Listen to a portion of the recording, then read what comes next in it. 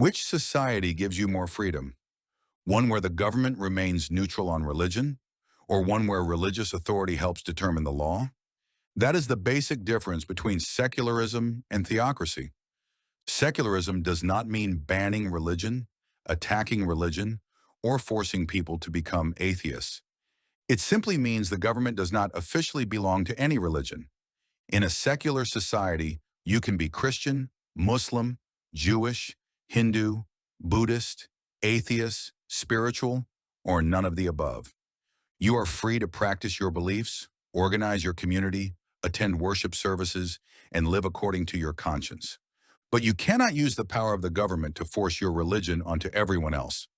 Theocracy works differently. In a theocratic system, religious doctrine, religious leaders, or claims about God's will are used to shape public law. At first, that may sound appealing to people who believe their religion provides the correct moral system, but it immediately creates several problems. Whose religion controls the government? Which denomination? Which sacred text? Which interpretation? And what happens to the people who disagree?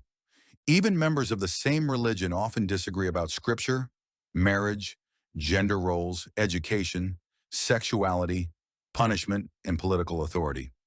Once the government chooses one interpretation, everyone outside that interpretation becomes less free. That includes religious minorities. It also includes believers within the dominant religion who interpret their faith differently. This is why secular government protects religious freedom. It prevents the state from choosing theological winners and losers. It allows churches to govern churches, families to follow their traditions, and individuals to live according to their own conscience. But public law must apply equally to everyone. Laws should be justified through reasons that citizens can examine, debate, and challenge, regardless of their private beliefs. That means evidence, equal rights, public safety, human dignity, due process, and the consequences laws have on real people. A free society does not require everyone to believe the same thing. It requires a shared legal framework that protects people who believe different things. Your faith can guide your personal life. It can shape your values, your family, and your community. But when religious belief becomes government power, it stops being personal guidance and becomes political control. And history shows us what can happen when religion runs the government. There are countless examples of the danger created when religious authority and political power become intertwined.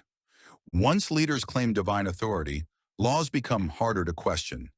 Dissent can be treated as heresy, and minorities can lose their rights in the name of religious obedience.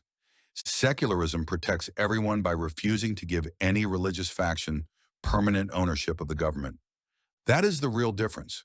Secularism protects the freedom to believe. Theocracy protects the authority of whichever believers control the state. So which creates a freer society? The system that allows many beliefs to coexist under equal law, or the system that gives one religious worldview political power over everyone else?